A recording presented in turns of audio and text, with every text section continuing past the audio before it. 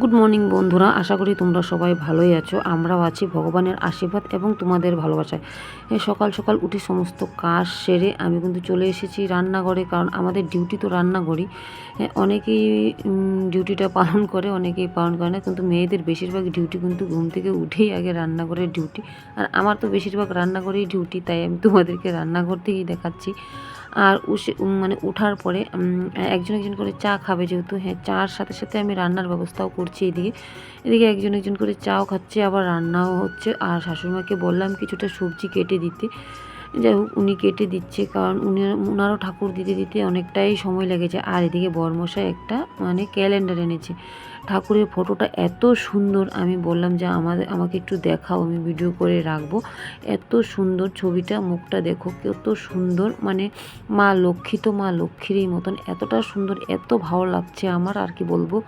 যাই হোক, এখন 1টা বেজে গেছে আর আমার রান্নার অনেকটাই লেট, কারণ এত গরম কোনো কাজ করা অসম্ভব হয়ে যাচ্ছে, আর কি বলবো।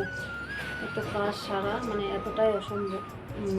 তবু তো কাজ করতেই হবে, বসে থাকা সম্ভব নয়, কারণ এতগুলো মানুষের খাওয়া দাওয়ার একটা ব্যাপার আছে, সেহেতু সম্পূর্ণ দায়িত্ব বাড়ির বউদেরই থাকে। আর বাড়ির বউরা নাকি কিছুই করে না, তোমরা দেখো কী করে। বাড়ির বউরা কিছুই করে না, শুধু খায় আর ঘুমায় আর ভিডিও করে আর মোবাইল টিপে। আর তোমরা দেখতেই পারবে বাড়ির বউরা কী করে না করে, তোমরা তো জানোই।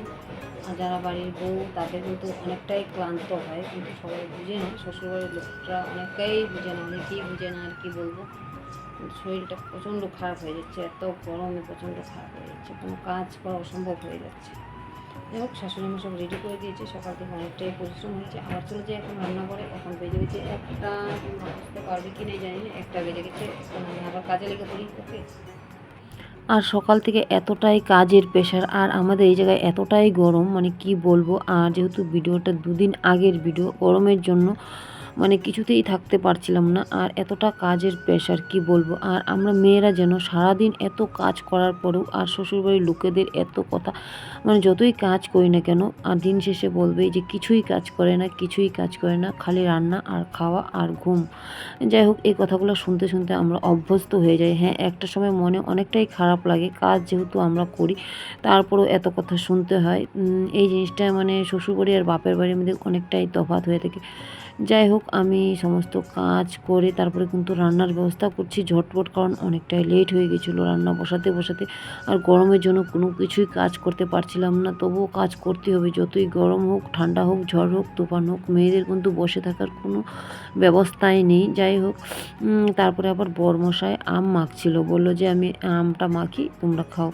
যাই হোক, উনিও খাচ্ছে আর আমাদের জন্য মাখছিল, কিন্তু আমি সেটা বললাম যে তুমি মেখে খাও আর আমি এদিকে রান্নার ব্যবস্থাটা করি।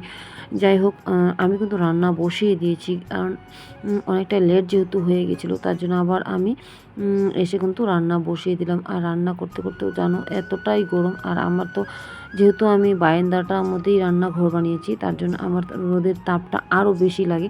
আর এই জায়গাতে এমন একটা অবস্থা, ফ্যানও চালানো যাবে না, তার জন্য মানে ঘামছি আর রান্না করছি, মানে কীভাবে যে রান্নাটা করব আমি নিজেই বুঝতে পারছি না, এতটাই গরম, আর কি বলবো। আর এদিকে বাড়ির মানুষের কথা শুনে আরও তো মাথাটা গরম হয়ে যায়, কি বলবো।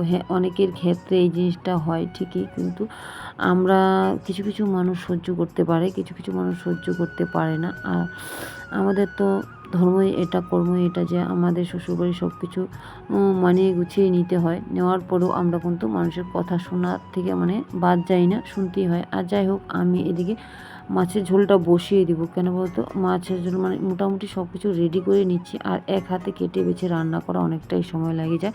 আর এদিকে কিন্তু শাশুড়ি মা আমাকে মানে চাল কুমড়োটা কেটে দিয়েছে, কারণ আমি চাল কুমড়োটা কাটতে পারি না, তার জন্য আমার অনেকটাই সমস্যা হয়। যাই হোক, আমি এদিকে ঝটপট করে রান্নাটা করে নেবো, যেহেতু আমার দোকানের ছেলেরাও আছে, ওরাও খাবে রান্না করতে। যেহেতু যেই দিন আমি রান্নাটা একটু লেট হয়, সেই দিনকে মানে তাড়াতাড়ি এসে পড়ে, তার জন্য মানে, আর গরমের জন্য এত তাড়াতাড়ি করে কোনো কাজই করতে পারছি না। যাই হোক, বাইরেটা একটু মেঘলা মেঘলা করছি, দেখি এখন কতক্ষণে একটু বৃষ্টি নামে, বৃষ্টির আশায় বসে আছি। এত গরম যেহেতু সহ্যই করতে পারা যাচ্ছে না। আর এদিকে কিন্তু আমি চাল কুমড়া দিয়ে আর মাছের মাথা দিয়ে ঘন্টটা করে নিব। আর রান্নাটা কিন্তু আমার একটা অভ্যাস, আর সেটা আমাকে করতেই হবে। আর যেহেতু আমার ঘরে রান্না করার লোক সংখ্যা কম, তার জন্য আমাকেই করতে হবে সব কিছু। আর এদিকে কিন্তু আমি চাল কুমড়া ঘন্টটা মাছের মাথা দিয়ে বসিয়ে দিলাম। তারপরে আবার মাছের ঝোল আর নানান রকমের তরকারি রান্না করব, যেহেতু রান্নার আইটেমটা এক লোক এক এক রকমের খেতে চায়, তার জন্য আমাকে করতেই হয়। আর আমি কিন্তু নিজের হাতে কেটে বেছে বেশিরভাগই নিজেই রান্নাটা করি। আর এদিকে শাশুড়ি মা যতটুকুন পারে আমাকে গুছিয়ে দেন, কিন্তু নিজেই বেশিরভাগটা আমাকে করতে হয়। আর উনি তো যেহেতু ঠাকুর করে অনেকটা সময় দিতে হয়, তার জন্য ওনার সময়টা হয় না। আর এদিকে দেখো আমি কিন্তু ওগুলো করে মাছের ঝোলটাও বসিয়ে দিলাম। আর ছোট মানে লাল আলু দিয়ে, মানে ছোট জাম আলু দিয়ে মাছের ঝোলটা করব। আর এদিকে কিন্তু মাছের ঝোলটা জাম আলু দিয়ে করলে কিন্তু ভালোই লাগে। হ্যাঁ, অনেকের পছন্দ। হ্যাঁ, আমাদের বাড়িতে বেশিরভাগ আমার শাশুড়িমা যেহেতু সুগার, তার জন্য উনি ওই ইসেটা খেতে পারেন না, আলুটা খেতে পারেন না। তার জন্য কিন্তু ওনার জন্য অন্য কিছু দিয়ে আমি রান্না করার চেষ্টা করি। হ্যাঁ, আজকের দিনটা আলু দিয়ে মাছের ঝোলটা রান্না করব। হ্যাঁ, অনেকেই পছন্দ করে, অনেকেই পছন্দ করে না, কিন্তু সুগারের জন্য অনেকের খাবারটা অনেকটাই কষ্ট হয়ে যায়। আর এদিকে দেখো ছোটো আলুটা চটপট করে সিদ্ধ করে নিয়েছিলাম, এটা দিয়ে আবার বসিয়ে দিলাম। আর এদিকে কিন্তু রান্নাটা করে নিব। আর এদিকে রান্না করতে করতে আমার অবস্থা একদম শেষ হয়ে যাচ্ছে। হ্যাঁ, কিছু কিছু সময় অনেকটাই খারাপ লাগে যে এত কিছু করার পরও মানুষের এত কথা শুনতে হয়। যাই হোক, আমাদের মেয়েদের কপালটাই এমন, হয়তো আমরা যতই কিছু করি না সবার জন্য, কিন্তু আমাদের শেষবেলায় এই কথাগুলো আমাদের শুনতেই হবে। হ্যাঁ, সারাদিন গাধার খাটনি পরিশ্রম যত কিছুই করি না কেন। আর এদিকে অবস্থা দেখো আমার, আমি কিন্তু একদম ছান করে ফেলছি। কী করব, ঘেমে কারণ আমি মুছতে আবার ঘেমে যাচ্ছি, কারণ এতটাই গরম, মুখ চোখ দেখে বুঝতেই পারছো। আমি কিছুতেই মানে কন্ট্রোল করতে পারছি না গরমটা, কিন্তু এদিকে আমার সারা শরীর ভিজে যাচ্ছে।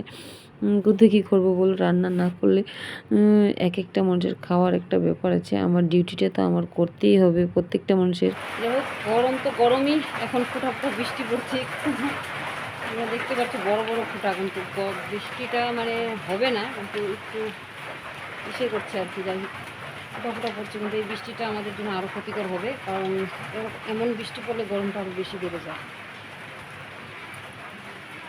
দেখি কখন বৃষ্টিটা নামি।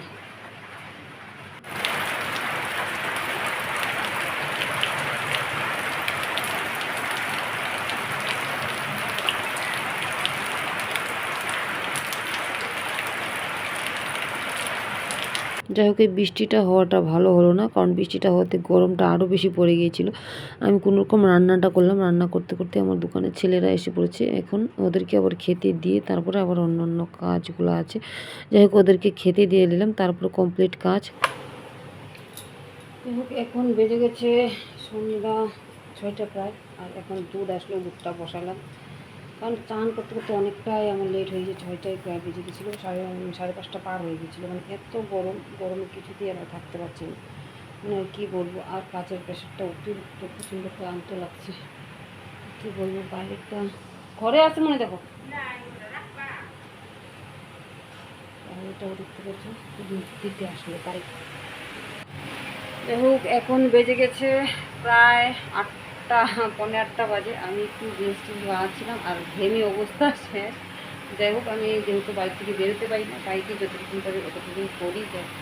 আর এখন চাটা বানাবো আর ড্রেসটা একটু পাল্টে নেবো। আর মানে এত গরম ছিল, সন্ধ্যাবেলাও এত গরম ছিল, আর কি বলবো। আর বড় মশাই শুয়ে আছেন, উনিও, বাচ্চারা আমি একটু বাইরে গিয়েছিলাম, ও আবার এখন আসলো, ছেলেরাও আসলো। আর এখন আবার কাজকর্ম স্টার্ট। আমার 1.5 ঘন্টা আমি সময় নিই, যতটুকু পারি। আজকে অনেকটাই গরম।